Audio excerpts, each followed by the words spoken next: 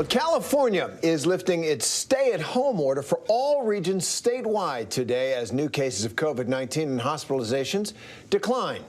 Meanwhile, Moderna says its vaccine is expected to protect against the new variants of the virus that are emerging in the UK and South Africa. And White House Press Secretary Jen Psaki announced today that the Biden administration would begin holding regular briefings featuring public health officials and members of the COVID-19 response team. So let's bring in Kaylee Harting in Los Angeles and Ian Pannell in London for more on what's happening with this virus here and overseas. Kaylee, let me begin with you. This is a big deal in California, lifting these restrictions. What other restrictions are being rolled back there? And what indicators are the officials looking at that gives them the confidence to do this?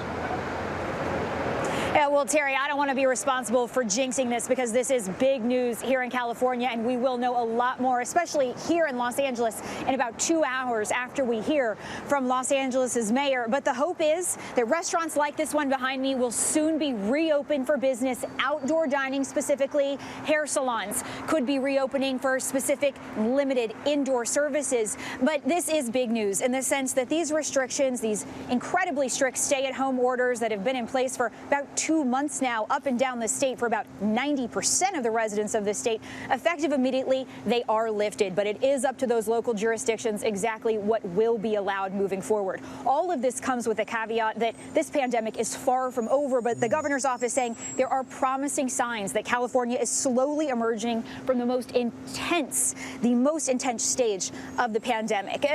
These restrictions have been absolutely devastating to restaurants and other businesses throughout the state, and now there is hope that we could get back to some form of economic recovery here as these numbers improve. Terry.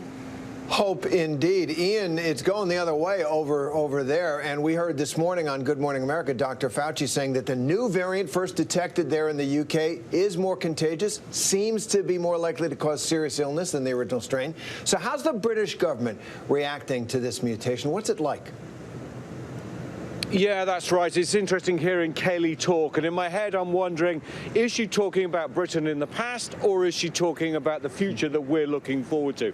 And that's a challenge with this variant, B117. It's more transmissible, somewhere between 30 and 70% more transmissible, which means if I've got it, I've got an increased chance of giving it to someone else. But now what doctors are saying is they also think potentially it's much more deadly. The chief medical officer in Britain was talking about this over the weekend, and what he said was, if, for example, you took 1,000 people, then men in their 60s, about 10 of them would potentially succumb to coronavirus. In other words, they would die from it. With this new variant, that goes up to about 13. So potentially 30% more deadly. Now, there are a whole number of factors. We've been speaking to medics. They say, well, look, if you follow the rules, then it doesn't necessarily make any difference. But if you don't follow the rules, you've increased your chances of getting it, and if you do get it, then potentially you increase your chances of ending up in a hospital like this, which has been overrun. This new variant now accounts for something like 70% of all hospital admissions. It's easier to get, it's much harder to get rid of, and potentially it is more deadly. And that's a huge challenge. Hospitals are pretty full around the UK at the moment. We're seeing the numbers start to ebb off. The vaccination program's going well, but it certainly can't keep up with the rate of transmission of this virus. And that stands potentially as a warning to other countries, because remember, we've already been through 2 major lockdowns. Absolutely, and we are already seeing clusters of this new virus. University of Michigan closing down all athletic programs because of it. Kaylee, in California, are doctors and nurses there? Are they breathing a sigh of relief because of what you're talking about, the numbers going down there?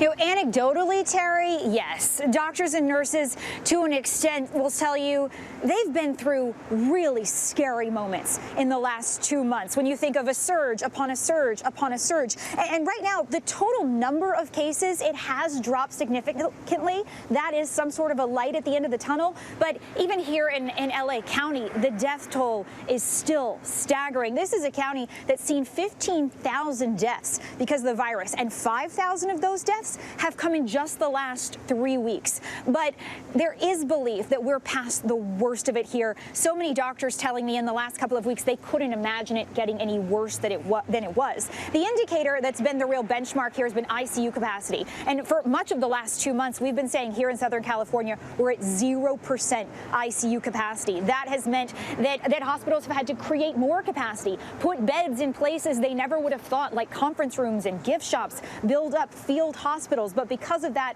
ICU capacity has grown. And now, even though we're saying that the number of cases has dropped significantly, just as Ian's describing in the UK, we are seeing hospitals continue to be overwhelmed. They just sort of have things more under control than they have in the past. There is a thought of some sort of light at the end of the tunnel. But again, all of these lifting of restrictions come with that caveat. We've still got to wear our masks, practice social distance, and all of the best practices that we're becoming so familiar with. And in addition to that UK variant Ian's been discussing, there's also the growing concern for another variant that's been detected here in California. So much more research and study needs to be done of that. But there is that concern that it could be more contagious as well. And these more variants that are coming up do seem to be more transmissible. Ian, I'm hearing from you and other friends in the UK that life is qualitatively different with this variant, with a more transmissible coronavirus. Does it feel that way to you? And what lessons can we learn should this thing come ashore in the way it did there? Yeah, it absolutely does, Terry, and you know the UK well, and we've been through these 2 lockdowns, and I feel like we've gone through these emotional, physical ebbs and flows where you see those numbers start to fall, we see businesses start to reopen, you start to believe that there is some hope that life is going to start to return, and then the numbers start to rise again. We've seen this happen a couple of times, if you like, 2 ways.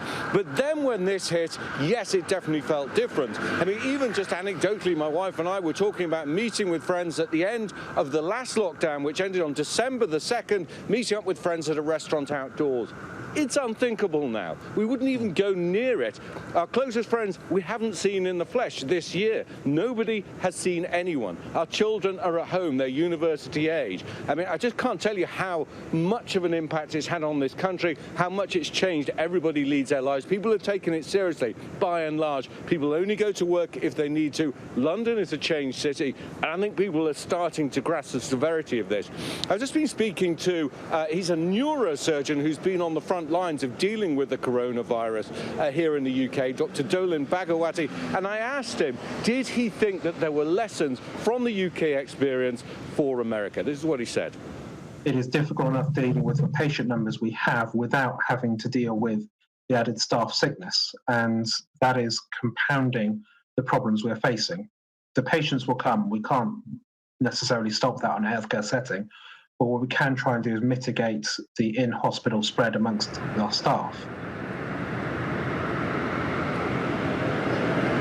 Well, the experience of every country is, of course, very, very different. But the truth is what we're all waiting for, what we all need is that shot in the arm, 2 jabs, and then, perhaps only then, we can start talking about the old world or perhaps the new one. All right. Both Ian Pannell and Kaylee Harding reporting on the front lines of this global pandemic. Thanks very much.